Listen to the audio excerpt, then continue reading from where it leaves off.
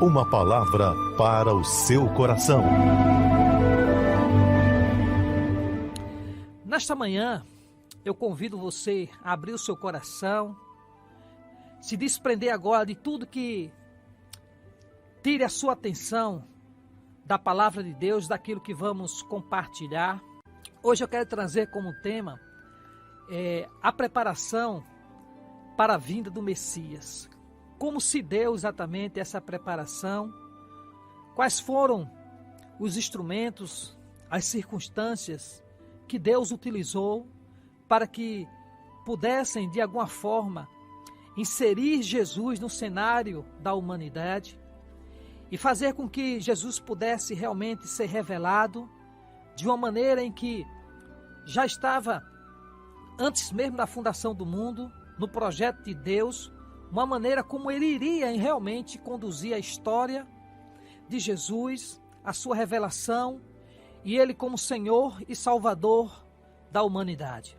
Algumas pessoas muitas vezes nos perguntam por que Jesus, ele exatamente não veio, não foi inserido na história da humanidade, se revelando como Deus e Salvador, exatamente na nossa era presente. Haja vista que o nosso momento presente é um momento em que nós temos ao nosso favor as tecnologias, os adventos das redes sociais, os meios de comunicação, que com isso, obviamente, nos daria uma possibilidade da propagação do Evangelho e um alcance mundial muito mais rápido do que foi exatamente na época em que Jesus foi inserido há 2000 anos atrás na história da humanidade.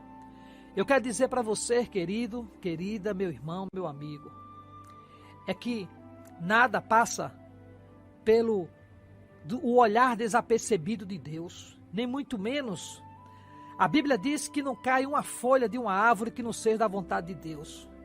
Jesus foi exatamente inserido na história, revelado na história da humanidade, exatamente no tempo certo. A prova disso é que Paulo, ao escrever aos Gálatas, no capítulo 4, versículo 4, ele diz assim: vindo, porém, a plenitude dos tempos, Deus enviou seu Filho nascido de mulher, nascido debaixo da lei, ou seja, na plenitude dos tempos, no momento certo, na ocasião certa, na oportunidade certa, Deus introduz, envia o seu Filho Jesus Cristo para a revelação da humanidade exatamente na plenitude dos tempos. Olha, eu quero dizer a você o seguinte, é que a vida de Cristo ao mundo não foi uma decisão tomada no tempo, ela recua a eternidade. Não foi decidida na terra, mas no céu. Não foi resultado, eu diria assim, de deliberações humanas, mas expressão do decreto divino. Deus já havia decretado que seria exatamente nessa era, nesse tempo, que Jesus realmente ele seria revelado. Ou seja, a vinda de Cristo ao mundo, ela foi, na verdade, resultado de uma minuciosa preparação de Deus. E essa preparação se deu exatamente, querido, quando nós estudamos a história. Essa preparação, ela surgiu e se deu no aspecto do mundo cultural, do mundo político e religioso, que estava sendo preparado para receber o Filho de Deus. Para que você possa entender, Deus ao longo da história, ele preparou o mundo político, o mundo cultural, o mundo religioso, para exatamente a chegada de Jesus Cristo. Isso nos faz entender que nos decretos de Deus, decretos divinos, Deus já havia realmente preparado todo o campo, todo o cenário para a introdução de Jesus Cristo na história da humanidade. Isso nos faz entender que as rédeas da história não estavam nas mãos de príncipes, de reis humanos, mas nas mãos daquele que está assentado sobre um alto e sublime trono. É Ele, é Deus, quem dirige a história.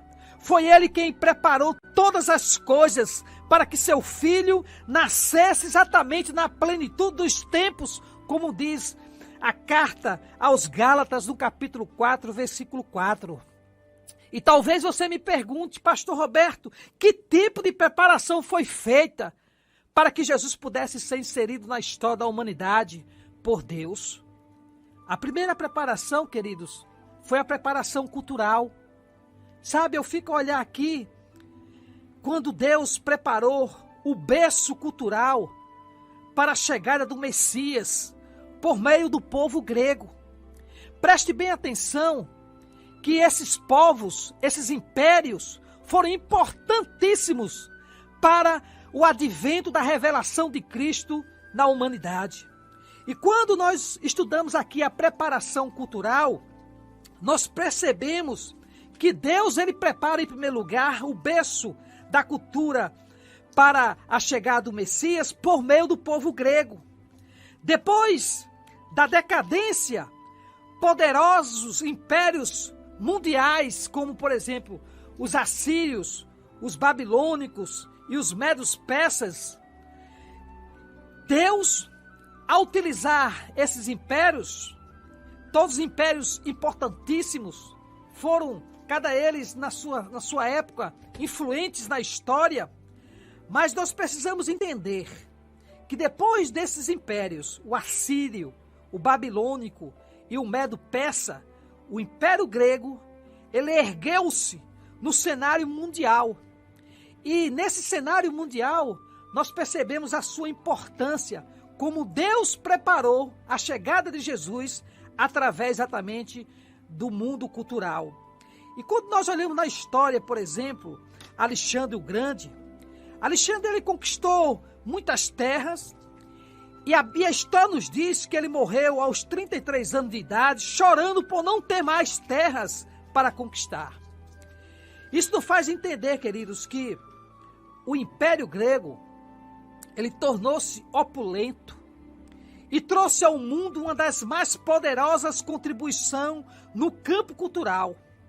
O Império Grego Macedônio, olha que coisa interessante, ele disseminou a cultura grega e helenizou o mundo com a língua grega, que se tornou-se universal. E em detrimento à língua grega ter se tornado uma língua universal, foi que através desse período da preparação cultural para a chegada de Cristo, que Deus usou exatamente os gregos para disseminar a cultura grega e helenizar com conhecimento grego o mundo. Porque a comunicação ágil e ampla, a partir exatamente desse período grego, tornou-se possível a disseminação das ideias, e ela ganhou celeridade no mundo inteiro, exatamente com a propagação das ideias culturais e helenistas, exatamente do mundo grego. As grandes, ou diria assim, os grandes personagens, os grandes pensadores gregos encheram bibliotecas com suas erudições. Ou seja, o conhecimento através dos grandes pensadores foram possíveis serem inseridos em outras culturas, a formação grega, o pensar grego, a cultura grega. Percebam que já no século II a.C., quando nós olhamos, por exemplo, para o Antigo Testamento, ele foi vertido do hebraico para o grego, dando à luz a conhecer a versão da Septuaginta, onde a mensagem do Evangelho ganharia asas para voar até os rincões da terra por meio da língua grega. Isso nos faz entender a importância do período e do Império Grego nessa ação de Deus para a evangelização, para o conhecimento da sua palavra de forma extensiva a outras culturas.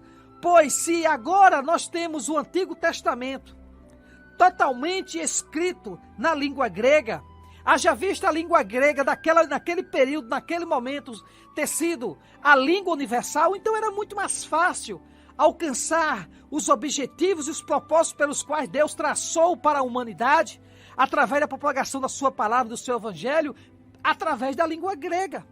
Porque a língua hebraica era uma língua estritamente restrita ao povo judeu. Era uma língua considerada uma língua morta, enquanto que o grego era uma língua universal. Então Deus, nessa preparação cultural, usa exatamente o Império Grego para a expansão do seu evangelho, da sua palavra, da sua glória, do seu poder, através exatamente pelo meio da língua grega. E daí foi mais fácil agora, no advento do Novo Testamento, onde ele foi escrito exatamente na língua grega, e por ser essa língua universal, a mensagem cristã alcançou todo mundo em menos de um século. Então, nós aprendemos aqui que a preparação para a vinda do Messias se deu, em primeiro lugar, pela preparação cultural, mas, em segundo lugar, pela preparação política. E nós vamos ver um pouco da diferença do período grego para agora o período romano. Então, nada foi por acidente na história. O período em que Cristo foi inserido dentro do conceito das relações humanas e da sua revelação como Deus, como Senhor e como Salvador, como alguns pensam. Pelo contrário, tudo já havia sido, pelo decreto divino, o tempo certo, na plenitude dos tempos. No tempo certo, Deus enviou exatamente seu Filho Jesus Cristo para a revelação do conhecimento também humano. Então, o segundo momento foi a preparação política. Deus, queridos, nesse período aqui, ele preparou o berço político para a chegada do Messias, por meio do povo romano.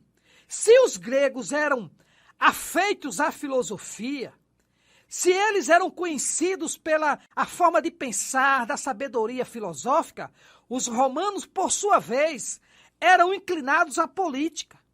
O Império Romano dominou o mundo e tornou-se opulento, estendeu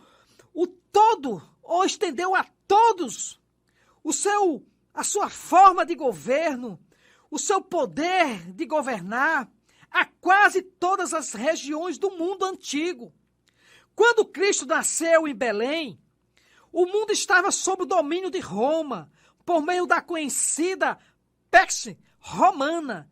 As guerras foram cessadas, nos motins estancados, as rebeliões inibidas e um clima favorável da divulgação do evangelho estabelecido, porque os romanos eles promoveram exatamente esse período de tranquilidade, de cessar exatamente as guerras, os montins que haviam realmente sido produzidos naquela época. E nós podemos ver aqui também que no período romano se facultou exatamente a chegada e a divulgação do evangelho, porque os romanos, por estarem mais voltados para o mundo político e não para o mundo reflexivo, como eram também os gregos, eles construíram, na verdade, muitas estradas, abriram várias estradas, eles criaram pontes de comunicação por todas as províncias do Império, desde a Europa, passando pela Caia até a Ásia Menor. E eu diria que esses expedientes, irmãos, foram extremamente úteis para a rápida divulgação do Evangelho. As viagens missionárias tornaram-se possíveis e mais ágeis graças a esses avanços, eu diria assim, conquistados pelo Império Romano.